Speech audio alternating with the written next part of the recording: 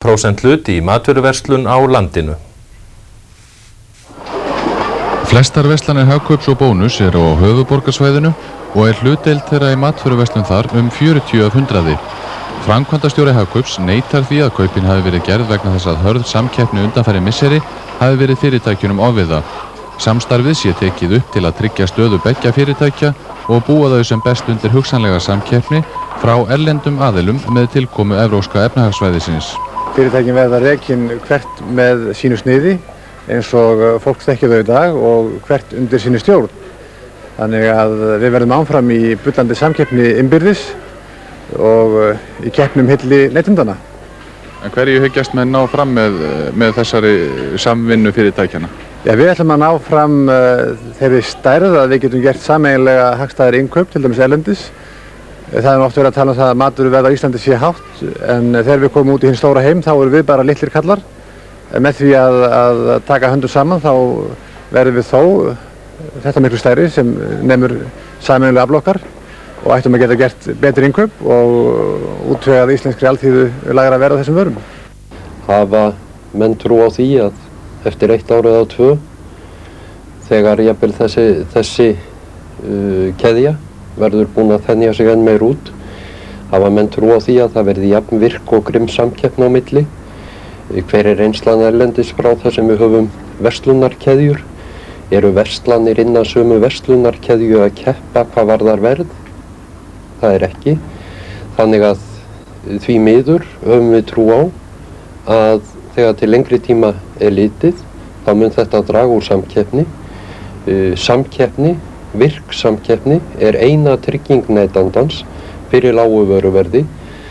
Þannig að þó svo að þetta geti skilað einhverjum ávinningi, þá erum við því miður sannfærðir það að ókostirnir eru fleiri, samkeppni verður minni og vöruverð mun verða í samræmi við það.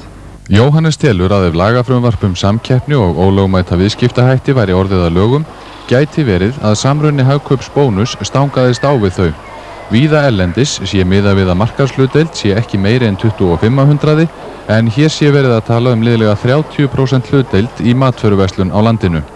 Við skulum hafa það á hreinu að þarna er að ræða 2 fyrirtæki sem hafa að ýmsu leyti verið brautryðjendur í því að efla samkeppni á matvörumarkaði.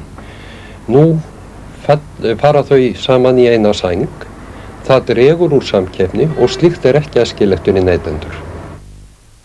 Íslendingar uppskáru 4. og 5. sæti á síðasta keppnisdegi sínum á Ólympíuleikunum. Hjördís.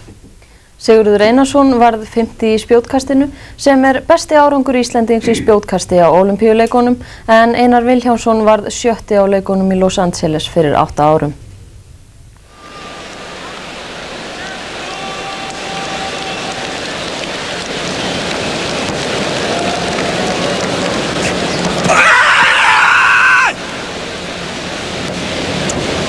Þetta var 3. kast Sigurðar, innan við 80 metrar, en lengsta kast hans var 80,34 metrar og kom í síðustu umferð. En spænsku sjónvarpmennirnir leyfðu okkur ekki að sjá það kast.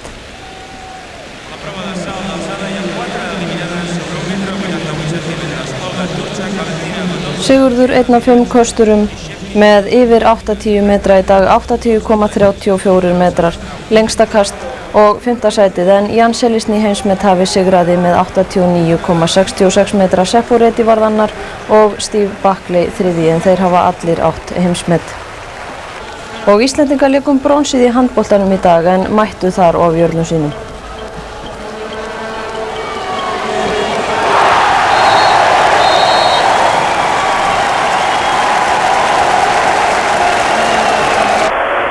Mínútur og 38 sekúndur eftir. Það er ljóst að Íslendingar vinna ekki bronsverðlaun í handbolta á þessum Ólympíuleikum, en við verðum bara að bíða til þeim næstu. 1996. Þá verður þetta lið í blóma á blómaskeiði fyrir síns. Og Bergsveinsson kemur hér og ver aftur vítakast hjá frakkanum. Það er Íslendingar á boltanum. Og hér koma þeir. Geir, Július og Konráð og hann skorar 19-23. Annað mark Konráðs. 2 mínútur og 40 sekúndur eftir, 4 marka munur. Hann hefur ekkert orðið minni í seinni hálfleik. Nema bara í upphafi hans. Draumurinn bronsið úti. En það létu Íslendingar í Frakkana ekki fá án baráttu. Konráð og hann reynir skot. Og leikurinn búinn og Frakkar hafa unnið bronsverðlaun á Ólympíuleikunum í handbolta. Frakkar unnið 24-20. Valdimar Grímsson var markahæstur Íslendinga með 5 mörk en þar voru 3 úr vítaköstum. Og 4. sæti besti árangur landsliðsins, en það voru samveldismenn sem urðu ólympíumeistarar. Dusíbajev skoraði hér 1 af 4 mörkum sínum. Barbasinski skoraði líka 4, Gavrilov var markahæstur með 5 mörk.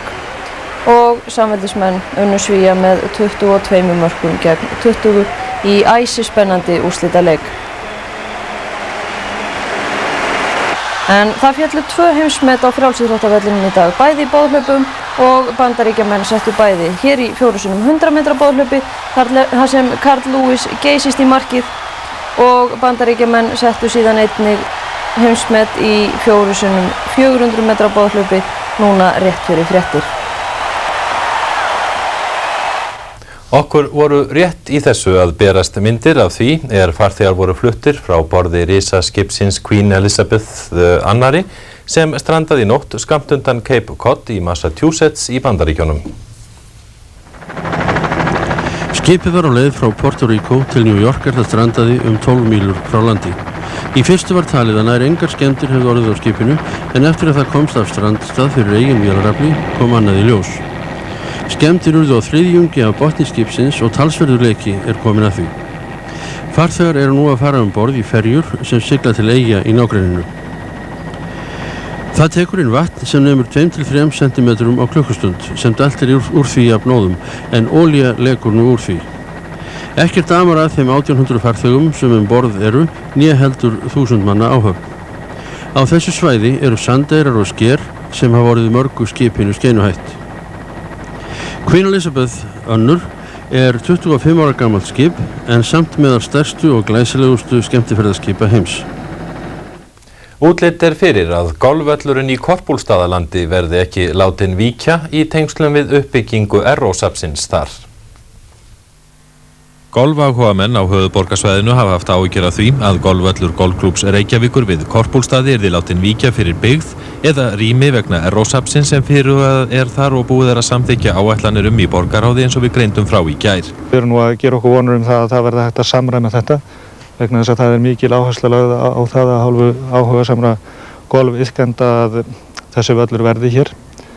En ég skal náttúrulega ekki alveg segja það hvar markalínurnar verða á endanum dregnar milli lóðar Korpúlstaða og golfvallarins en vonandi að þá getum við haldið í hann hér.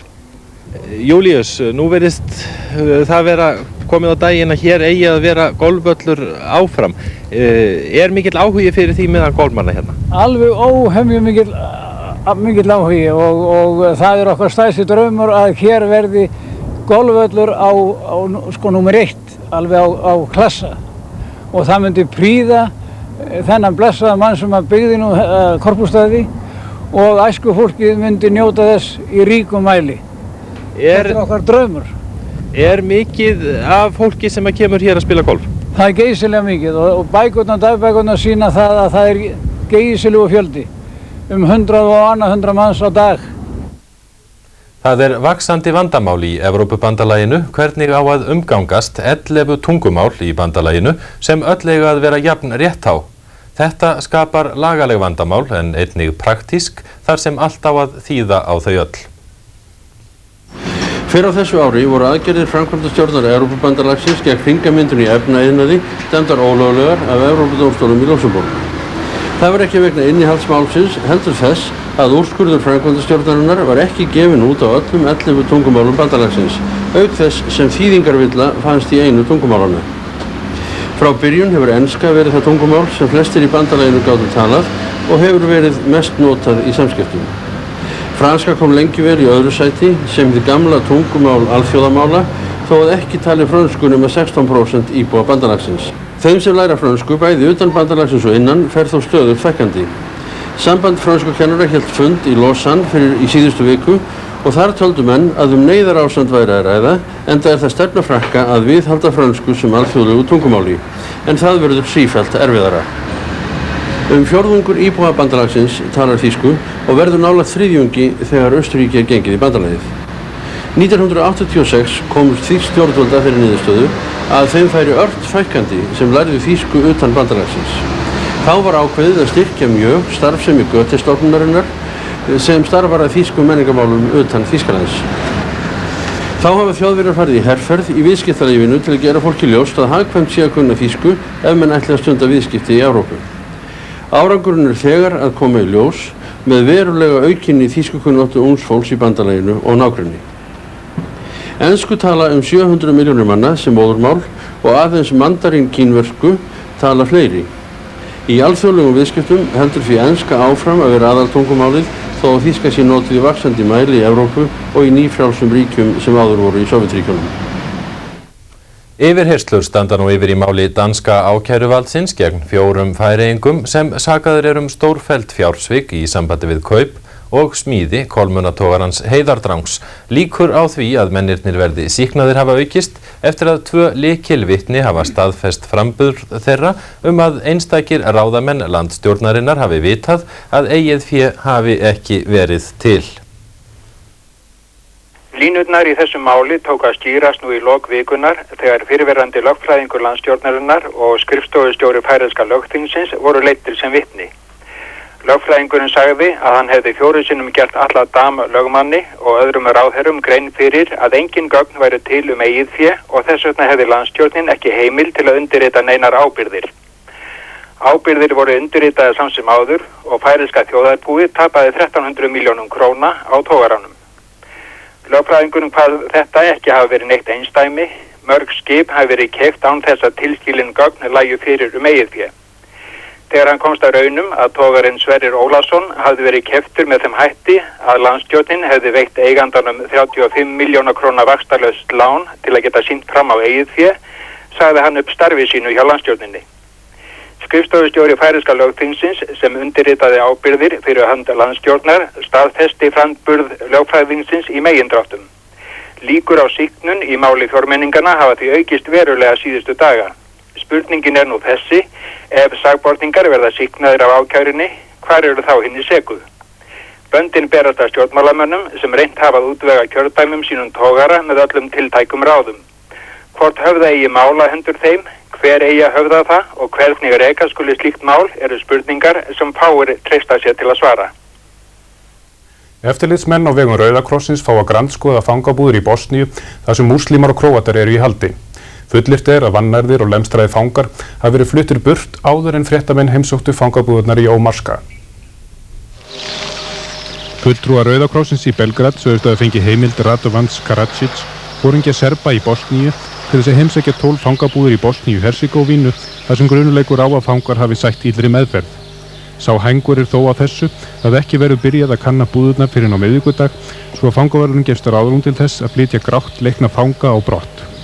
Fréttamenn sem heimsóttu Manjaka-búðirnar nærri Banja Luka í gær höfðu það eftir sjálfum yfirfangaverðunum að 1300 fanga væru nýkomnir þangað frá Ómarska-búðunum. Þeir fengu ekki að sjá þetta fólk og Serbum hefur greinilega þótt skipta miklu máli að forða því frá sjónvarpsmyndavélum. Nóa hneykslum vöktu myndirnar af mönnunum sem eftir urðu í Ómarska. Hjálpargögn bárust á ný til Sarajevo í dag eftir 3 daga hlé vegna harðra bardaga Serba og múslíma í grennd við flugvöllinn. Flogna verða 20 ferðir á dag. Sprengjuárás var gerð á höfuðstöðvar hers Sameinuðu þjóðanna í dag, önnur árásin á 2 dögum og særðust 7 Úkraínumenn. Þess sjás ýmis merki að ráðamenn á Vesturlöndum hafi sett ofan í augum þegna sinna fyrir ráðleysi gagnvart þjáningum óbreyttra borgara í Bosníu-Hersegóvínu. Í nýrri fylgiskönnun bandaríska vikuritsins Newsweek kemur fram að 38 af 100 bandaríkjamanna telja að stefna Bush forseta í málefnum gömlu Júgóslavíu sé röng. 53 af 100 vilja að gerða verði loftarásir á hersveiti Serba í Bosníu-Hersegóvínu. Bobby Fischer og Boris Paski hafa óskað eftir því að Friðrik Ólafsson stórmeistari dæmi skákir í einvígi þeirra sem framfer í Júgóslavíu í næsta mánuði. Einvígi þeirra Fischers og Spaskis hefst í Júgóslavíu í byrjun næsta mánaðar. Gert ráð fyrir að Lothar Schmidt dæmi fyrstu skák einvígisins en það var Schmidt sem dæmdi skákir í einvígi þeirra skákmanna í Reykjavík 1972. Skákmennirnir vilja svo fá Friðrik til að dæma aðra skákir einvígisins. Formleg beiðni hefur ekki borist Friðrik vegna þessa en hann segist munu hugsa sig vel ef hún berst. Já, ég myndi nú hafa áhuga fyrir því náttúrulega ef að þessi ósk kemur fram því að alltaf kýtlar skákjumann og maður gleymir nú aldrei því sem maður einu sinni kunni vel og gerði vel. Nú ég hef náttúrulega talað um þetta með fyrirvara vegna þess að ég hef ekki heyrt neitt frá þeim sem að halda einvígi, það að segja þessum bankastjóra sem var fjármagnar einvígið. Þannig að ég get náttúrulega ekki tjáð mig þetta nema með eiginlega skilyrtum svörum. En ef að þannig ástatt að skákmennin óska eftir því að ég taki þetta að mér og það stöðlar að því að þetta einvígi megi fara fram, þá það náttúrulega svolítið pressa og ég myndi sjálfsögðu gera allt í mínu valdi til þess að svo mætti verða. Friðrik segir að vegna samskiptabanns sem nú í gildi á Serbíu og Svartfjallaland verði að athuga vel hvort dómgæsla á einvíginu brjóti í bága við bannið þar sem Íslendingar eru aðilar að því. Nú skákin að vísu og eins og aðra íþróttarakeppnir kannski ekki svona pólitísk í eðli sínu og á að vera yfir það hafin en sjálfsögðu verðum að horfast í augu við raunveruleikann og ef að þannig ástatt þá myndi ég náttúrulega ekki gera það. Ef af einvígi Fischers og Spaskís verður eins og allt lítur út fyrir það stór viðburður þar sem Fischer hefur ekki sest að skákborði í 20 ár eða allt frá því einvígi hans og Spaskís fór fram í Reykjavík. En ég veit að hann hefur varið sínu tíma til þess að skoða skákir til að fylgjast með öllum einvígum sem hafa farið fram og hann hefur látið hafa það eftir sér að það sé nú ekki alltaf mjög vel telt í þessum einvígum og hann hefur bent á alls konar leiður og afbrigði sem að hefði mátt nota í staðinn fyrir þá leiki sem að leiknir voru.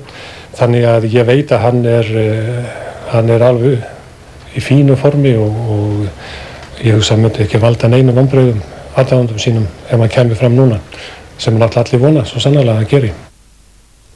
Danskur þingmaður hefur nú sagt af sér í kjölfar þess að hann var gripinn fyrir að stinga á sig íspinna og tyggjógúmmípakka í verslun í Kaupmannahöfn. Jimmy Starr borgaði 300 danskra króna sekt en formaður Jafnaðarmannaflokksins sagði óheppilegt mál sem ekki verður afsakað. Málavextir voru þeir að kona sem var vörður í búðinni greip hann með vörurnar í vasanum. Hann sagði að þetta hefði verið óviljaverk. En Jimmy Starr hefur verið ásakaður fyrir búðarhnupl fyrr 1988 í Hróarskeldu en slapp í það skipti. Fordæmi benda til að þingið hefði ekki gripið til alvarlegra ráðstafana eða brottreksturs Jimmy Starrs. En niðurstaðan sú að 57 ára gamall landskunnur þingmaður segir af sér. Fyrrum formaður dómsmálanefndar og nú formaður menntamálanefndar þingsins og formaður umferðarráðs Danmerkur. Myndum við Íslendingar vera með svona smámannasemi út af einum íspinna og tyggjopakka? Með aðstóð þyrlna var á dögunum komin fyrir endurvarp á Öræfajökli sem bætir örbylgjusendingar á Suðurlandi og langt á haf út. Endurvarpin á sömuleiðis að bæta samskipti hjálparsveita sem oft fara til leitar á svæðinu. Það voru enda hjálparsveitarmenn sem reyndu ásamt varnarliðsmönnum á dögunum að flytja sendin efst á Öræfajökul. Það gekk brösulega að fá sendin til að hanga lóðrétt niður úr varnarliðsþyrlunni og eftir ítrekkaðar tilraunir gáfust menn upp á að reyna að flytja búnaðinn hangandi neðan í bandarísku þyrlunni. Hann vildi nefnilega snúast og við því áttu menn ekkert ráð. Daginn eftir kom þyrla landhelgisgæslunnar á vettvang og þá tókst að koma endurvarpanum á jökulinn. En til hvers að koma fyrir þessum endurvarpa á jöklinum? Já, þetta til að einfalda og auðvelda fjarskipti, radíófjarskipti, þannig að það verður svokallað örbylgjusamband við gæslueiningarnar eða varskipin og flugvélarnar. Væntanlega frá sunnanverðum austfjörðum út undir miðlínu milli Íslands og Færeyja og hér söður og vesturum og síðan erum við með annan endurvarpa svipaðan upp á Snæfellsjökli. Þannig að við erum konur með svona í það bila hálfhringi kringum landið og örbylgjusamband. Björgunarsveitir við leit á svæðinu hafa stundum átt í erfiðleikum með að ná fjarskiptasambandi hvorar við aðra, en nú ætti að verða breyting til batnaðar hvað þetta varðar. Og í þessu húsi líka annar endurvarpi fyrir björgunarsveitirnar, þannig að þegar og ef að kemur til þess að þessi leitir á þessu svæði að þá einfaldar þetta mikið fjarskiptasamband milli þeirra eininga eða leitaflokka. Er þetta að gera sig grein fyrir því í dag hvað þessi endurvarpi kemur til með að þjóna stóru svæði, til dæmis í leit? Ég á von á því að þessi endurvarpi hann þjóni hér öllu suðausturlandi og hér vestur með Suðurlandinu alveg væntanlega að Vík. Fyrir nokkru lauk í Glerárskóla á Akureyri nýstárlegum sumarskóla fyrir börn sem Örn Ingi, fjöllistarmaður, hefur staðið að. Örn Ingi, sumarskóli, hvað er það? Það er sumarskóli. Starfar sumrin. Að vísu í sérvöldum námsgreinum sem eru þá listgreinar. Ég vil fyrir mína parta halda því fram að það sé ekki kannski nægilega mikið sem hægt er að vinna í skólum landsins í þeim greinum og kannski ekki alveg uppfylla langanir og þrárbarnana. Og hver er tilgangurinn? Tilgangurinn er náttúrulega að opna